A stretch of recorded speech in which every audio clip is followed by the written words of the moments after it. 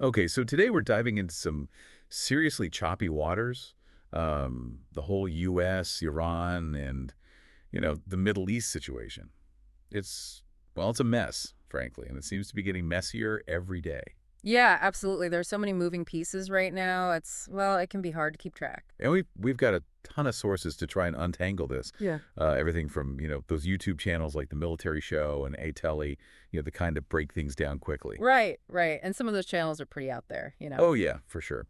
But also some deeper stuff like those SWAT, all those acronyms, analyses of U.S. support for Israel, and also some reports on how people are, well, they're not happy with how that's all playing out. Right, and those protests are getting a lot of attention lately, not just in the region, but globally. Yeah, exactly. Mm. So what we're really trying to do in this deep dive is go beyond the headlines. Really try to make sense of what's really happening, especially with this whole thing about Iran pulling its military guys out of Yemen. Yeah, that's the big question, right? Like what's the real story there? Is this a big change in how Iran's playing the game in the Middle East? Exactly. So let's start with that with this whole idea of Iran like stepping back. The Military Show on YouTube, they're referencing a report from the Telegraph, and they're saying pretty clearly that Iran has like told its military people to get out of Yemen. And this is happening at the same time that the US under Trump has been like really ramping up the bombing campaigns there. Yeah, which makes you wonder, right? Like There's is that connected? Oh, almost certainly. And to understand that we have to remember some of the players involved. The Military Show, they talk about this General Abdurza Shalai. It's Shalai, if you're trying to pronounce it. Right. And he's Iranian Revolutionary Guard, and he was like supposedly in charge of Iranian troops in Yemen. I mean, the US even tried to take him out back in 2020. Uh, Yeah, so that just shows you how important Iran's military presence there was and how high the stakes are. Like if this general was still in Yemen, this withdrawal order would apply to him directly. right, right. But the thing is, we don't actually know where he is right now, which just makes it all the more mysterious. Okay, yeah. So then there's this unnamed Iranian official Right. quoted in the Telegraph. Right. And this guy's suggesting that the whole reason they're pulling out is, well, it's two things. One is, Trump's bombing campaign, which, makes sense. But the other is, and this is maybe more important, he says it's because of these new attempts to, work out some kind of deal on Iran's nuclear program. Yes. So their focus in Tehran, it's totally shifted now. Mm. It's all about Trump and how to handle him. And it seems like these regional groups, these proxies they've been supporting, they're almost like an afterthought now. So were they like changing their whole strategy? Is that what we're saying? Yeah. Well, that's the $1 million question, right? I mean, is this a genuine shift? Like, have they decided to change their priorities? Or is this just a temporary thing? Are they just trying to wait things out? It's hard to say for sure. And while all this is happening, the U.S. bombing campaign, well, it hasn't slowed down. Oh, no, not at all. I mean, the Military Show, they give all these details about the airstrikes going back to like mid-March. And the Houthis, they're claiming these huge civilian casualties. Like they said just on March 15th, 31 people were killed and like over 100 injured. Right, but the U.S. is saying, no, these strikes they're hitting the right targets. They're taking out Houthi leaders and important military sites. Yeah, their whole argument is that they're disrupting the Houthis' ability to mess with shipping in the Red Sea. Basically, they're saying they're weakening them Yeah, making them less effective. right. But it's always hard to know for sure in these situations, right? Like who's telling the truth about the casualties and the real impact of the strikes. Absolutely. I mean, getting reliable information in a conflict zone it's incredibly difficult. But what is clear is that the level of US bombing has increased significantly. They're describing it as like relentless with almost daily raids. And they're hitting Sonic Kennedy, right? Yeah. The capital. Yeah, and other areas controlled by the rebels. I mean, the reported death toll it's already pretty high, at least 67. So it seems like the U.S. is really trying to send a message. Oh yeah, definitely. And it's not just the bombing. I mean, they've also sent a lot more military hardware to the region. B-2 Spirit bombers, which are those stealth bombers that can fly super long distances. They've sent those to Diego Garcia. Right, that's within range of Iran, Yeah. right? But not close enough for them to easily hit it back with missiles. Exactly. So it's a way of, putting Iran in their sights without making themselves too vulnerable. And then there's the aircraft carriers. The USS Carl Vinson is on its way to join the USS Harry S. Truman, which is already in the Red Because they're Sea. basically doubling their air power there. Exactly. And then on top of that, they've also deployed the 124th Fighter Wing, which has those A-10 Thunderbolt IIs, which are, those planes that are like designed for ground attack. Right, right. Those are the ones with the big gun. Yeah, exactly. So all of that together, it's a pretty big show of force. It's definitely meant to send a message to both the Houthis and to Tehran. It's like they're saying, we're here, we're watching, and we're ready to do more if we have to. So the message is, don't mess with us. Basically, yeah. And a big part of that message is about, making sure that ships can move freely through the Red Sea. That's a really important shipping route, and the U.S. is, very committed to keeping it open. Okay, yeah. So even with all that, the Houthis, well, they haven't just given up, right? No, they haven't. I mean, the Telegraph mentions this Russian military expert who's like advising them in Sana. He's apparently helping them figure out how to, counterattack. Right. And Russia's, well, they're kind of involved in everything these days, aren't they? It seems like it, yeah. And it's interesting because this expert is also apparently telling the Houthis not to attack Saudi Arabia. Which is, well, that's probably connected to the whole Ukraine situation, right? Like, Yeah. Russia doesn't want to mess things up with the Saudis while they're trying to, work out some kind of ceasefire there. Yeah, that's probably a big part of it. So you have this weird situation where the Houthis are getting advice from a Russian guy who's telling them to, be careful about who they attack. Okay, so what about these Houthi attacks on U.S. ships? I mean, they're happening all the time, right? Mhm. Yeah, they are. And it's interesting because they haven't actually managed to hit any ships directly yet. But the frequency of these attacks, it's really something. The Telegraph says it's the most that U.S. sailors have faced since World War II. Wow, that's a lot. Yeah, it is. And it shows that the Houthis, well, they're still willing to fight, even though they're, under all this pressure. But whether they can, keep it up for much longer, that's another question. I mean, they're outgunned and outmatched. So this brings us back to why Iran might be pulling out. And it seems like a big part of it is, well, they're trying to avoid getting into a direct fight with the U.S. Right. I mean, that unnamed Iranian official, he said that they don't want their guys in Yemen to get, caught in the crossfire of these U.S. airstrikes. Yeah, which makes sense, right? Because if American bombs started killing Iranian soldiers, well, then Iran would have to do something, right? They couldn't just let that slide. Exactly. And that could easily lead to like much bigger conflict. And let's be honest, if it came to a straight up fight between the US and Iran, well, Iran wouldn't stand much of a chance. I mean, the US military it's way more powerful. Right. I mean, if you look at those, global firepower rankings, it's not even close. Exactly. So pulling out of Yemen, it's a way for Iran to, kind of lower the temperature to reduce the risk of something really bad happening. Okay, so it's about like picking their battles, right? Yeah. Choosing where to focus their energy. Exactly. So what about the impact of these U.S. strikes? I mean, are they actually having an effect on the Houthis? It seems like they are, at least to some extent. The military show reports that this guy, Hazam al-Assad, he was a senior Houthi figure, involved in propaganda and stuff. Right. And he was probably killed in a U.S. airstrike. And there's also a chance that some other Houthi leaders are, either in hiding or dead. So that would definitely disrupt their ability to, lead and organize. Yeah, absolutely. And taking out guys like al-Assad, who is like really important in shaping their message, well, that can have a big impact on morale, and it can make it harder for them to coordinate their actions. Right. So it's not just about like destroying their weapons and stuff. It's also about like targeting the people who are, running the show. Exactly. Okay. So then there's this really interesting quote from that Iranian official. He basically says that, he doesn't think the Houthis are going to make it in the long run. Yeah, it's a pretty bleak assessment, He's basically saying that they're not worth the effort anymore. And he even compares them to, like, Hezbollah and Assad, saying that they're all, kind of on the decline. Right. So it's like he's seeing this whole network of Iranian allies, this whole, axis of resistance, as they call it.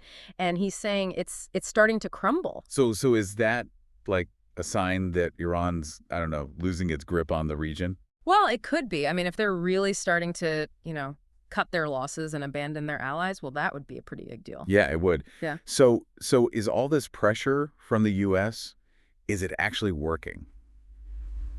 Well, it's hard to say for sure, but some people seem to think so.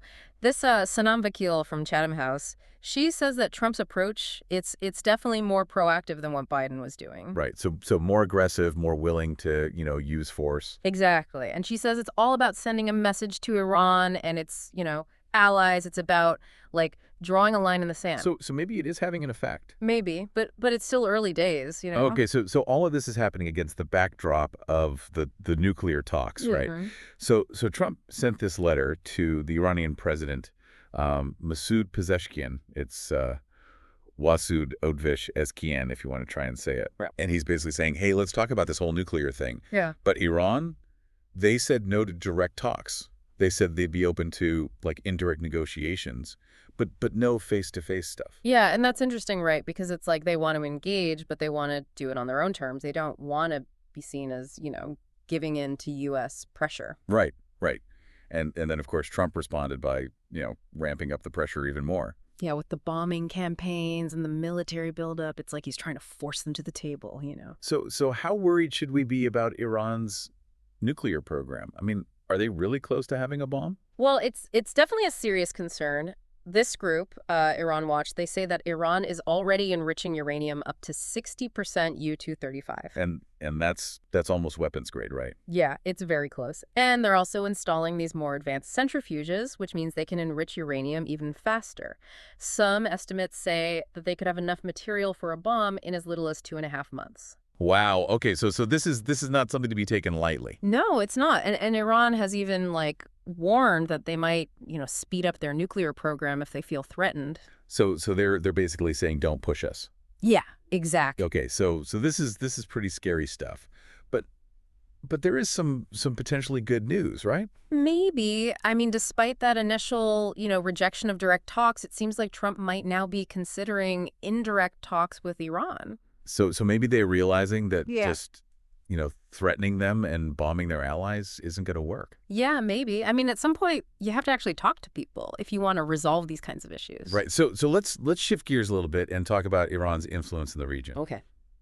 So the Telegraph, they're arguing that Israel has been pretty successful lately against groups like Hamas and Hezbollah, and they also point to these missile strikes that Iran launched against Israel back in 2024 in April and October. Mm. And they say that those strikes, well, they didn't really achieve much, even though they were pretty big attacks, and that this is like a sign that Iran's, not as powerful as they maybe used to be. Yeah, and that's something that a lot of people are talking about, is Iran's power waning? Are they losing their grip on the region? And this guy, Dr. Eyal Pinko, he makes this interesting point. He says that, yeah, Iran has a lot of missiles, but they're not very good missiles. Right. It's like quantity doesn't always equal quality, right? Exactly. So maybe Iran's bark is worse than its bite. Maybe. But they're still dangerous, I mean, even a bad missile can do a lot of damage if it hits the right target. Okay, yeah. So what about the Houthis? I mean, if Iran really is pulling back, what does that mean for them? Well, it's not good news for them, that's for sure. I mean, if Iran stops sending them weapons, which includes, those Shihab-3 and Birkin-3 missiles and the drones, well, they're going to be in a much weaker position. Right, because those are some of their most advanced weapons, right? Yeah, exactly. And they rely on them heavily for both, attacking and defending themselves. So without those weapons, they're basically sitting ducks. Pretty much, yeah. And this guy, Mahmoud Shera, he's studied the Houthis pretty closely, and he says that they've been trying to rebrand these Iranian weapons as their own, Yeah. Like they're trying to create this image of being self-sufficient and independent. Right. But if the Iranian support dries up, well, that whole facade kind of falls apart. Exactly. And it's not just about the weapons. I mean, if Iran really abandons them, well, they could lose control of Samia, the capital. And that would be a huge win for the former Yemeni government, right? The one that the Houthis kicked out. Yeah, absolutely. So the stakes are really high for the Houthis right now. They're kind of hanging on by a thread, and if Iran cuts that thread, well, they're in big trouble. Okay, so let's switch gears again and talk about Um, well, this is a little bit scary, but 8 Tully on YouTube, they've been talking about, like, what Iran might do if the U.S. actually attacks them. Like their military bases and their nuclear facility. Right, right. And they're talking about like asymmetric warfare, which is basically, how a weaker force can fight against a much stronger one. Right. So it's like, David and Goliath, but with like missiles and drones and stuff. Exactly. And they lay out all these different scenarios, like swarming attacks with speedboats in the Persian Gulf, maybe even getting some of those tiny submarines from North Korea. Wow. Okay. Yeah, and they also talk about like developing stealthy attack ships and even hiding missiles in like regular cargo containers on ships. So it's all about like surprise and deception, right? Hitting the U.S. where they least expect it. Exactly. And some of these ideas they're pretty unsettling, like the thought of these disguised ships sailing up to a US aircraft carrier and then suddenly launching a bunch of missiles, it's pretty scary. Yeah, it is. And they even talk about like attacking U.S. air bases in the region, like Al Udeid and Prince Sultan, and even like hitting those proxy groups we've been talking about, the Houthis and the Iraqi militias.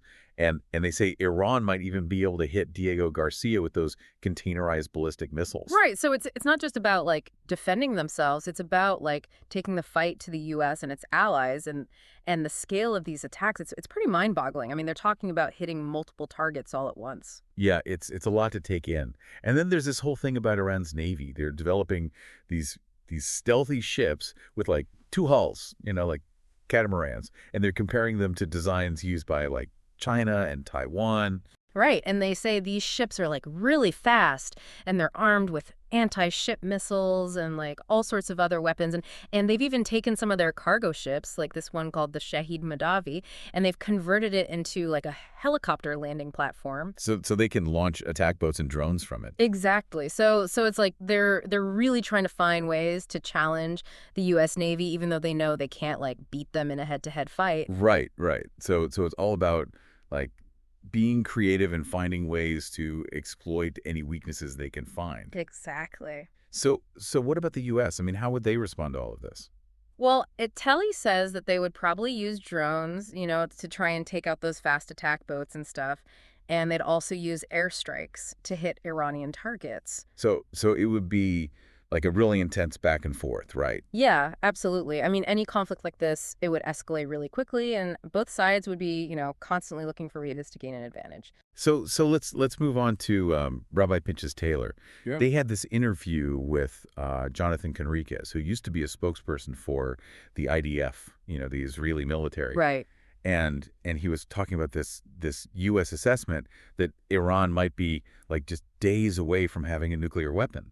Yeah, which is, I mean, that's a really scary thought. Yeah, it is. And Conriquez, he was contrasting, what he sees as like inaction under Biden with what the current administration is doing. Right. So he's saying that, like, Biden wasn't doing enough to stop Iran, but Trump is, actually taking action. Exactly. And he talked about these negotiations, and how Iran is always trying to like show off its military capabilities. Mm-hmm. But he also said that Israel has proven that they can, get through Iran's air defenses. Right. So they're not like completely helpless. Yeah. And then he talked about Israel's, policy of not saying whether or not they have nuclear weapons. Right. That's their whole nuclear ambiguity thing. Yeah.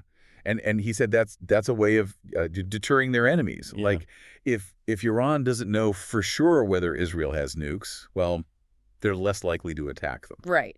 And he also talked about the risk of like a nuclear arms race in the Middle East if Iran does get a bomb. Yeah, which is, I mean, that's a really terrifying thought. It is. Because if one country gets nukes, well, then everyone else is going to want them, right? And then you have this whole region with like a bunch of nuclear armed countries all pointing weapons at each other. Yeah, that's not a good scenario. Not at all. Okay, so now I want to talk about something completely different.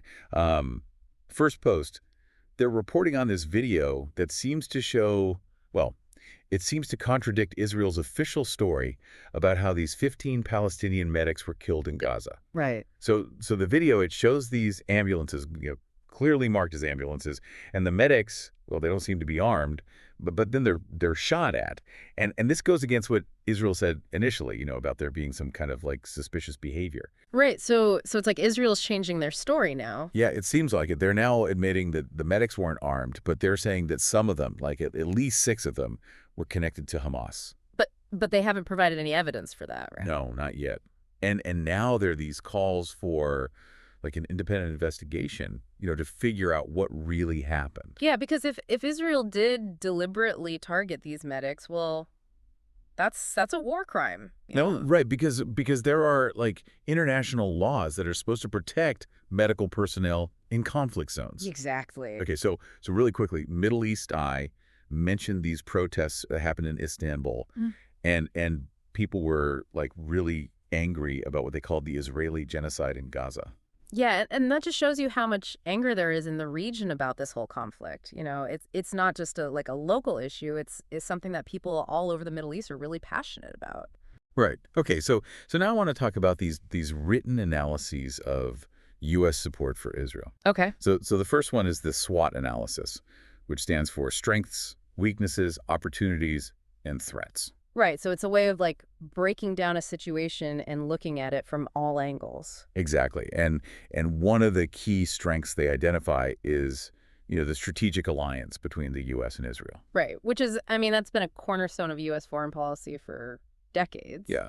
But they also point out some weaknesses, like the backlash the U.S. is facing, both at home and internationally, over its support for Israel. And there are also humanitarian concerns and the fact that this whole issue is really dividing people politically. Right. So it's not just a simple win-win situation. There are definitely some downsides for the U.S. Yeah. And then they talk about some opportunities the U.S. could try to be more involved in diplomatic efforts, and they could also try to help stabilize the region. Right. So trying to be a peacemaker. Exactly. But there are also some threats the conflict could escalate even further. The U.S. could face even more criticism from the international community.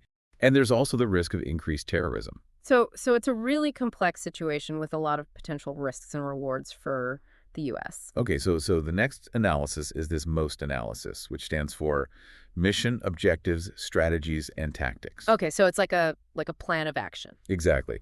And the mission, well, that's pretty straightforward. It's about maintaining that strategic alliance with Israel. Right.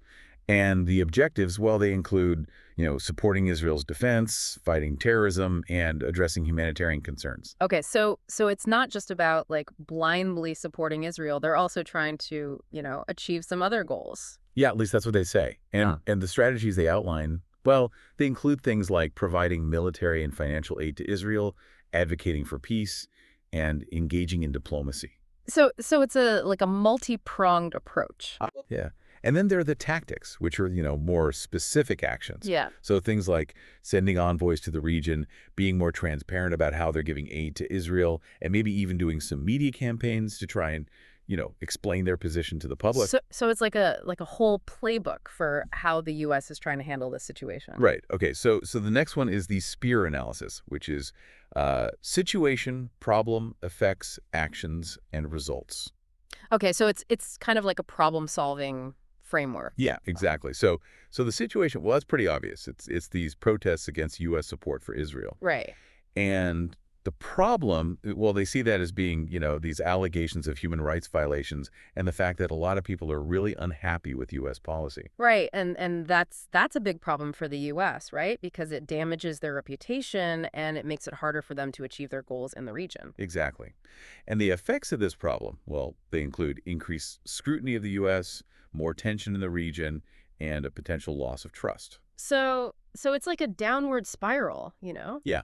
And the actions they suggest, well, they include things like, doing more diplomacy, communicating more effectively about U.S. policy, and collaborating on humanitarian aid. So trying to address the root causes of the problem. Exactly. And the hope is that this will lead to, people having a more positive view of the U.S., maybe some progress towards peace, and stronger alliances in the long run. So it's a long-term strategy, They're not expecting to see results overnight. Right. Okay, so the last one is the PESTEL analysis, which stands for political, economic, social, technological, environmental, and legal. Okay, so this is like a really broad analysis looking at all the different factors that could affect the situation. Exactly. So politically, the U.S. has to think about its global influence, its relationships with other countries, and they also have to deal with diplomatic challenges and criticism of their policies. Right, and that's a lot to juggle, especially in a region as complex as the Middle East. Yeah. And then there are the economic factors, like the cost of all that military aid they're giving to Israel, the economic impact of the conflict itself, and the expense of humanitarian aid. So there's a real financial cost to all of this. Yeah. And then there are the social factors like, public opinion, political polarization, and those humanitarian concerns. Right, because at the end of the day, it's people who are suffering in this conflict. Exactly. And then there are the technological factors like the U.S. and Israel working together on defense technology, the role of the media in shaping public opinion, and the risk of cyber attacks. So it's not just about like bombs and missiles, it's also about like information and technology. Right. And then there's the environmental impact of the conflict, Yeah. the damage to the environment, and also the logistics of getting aid to people who need it. Actually, so it's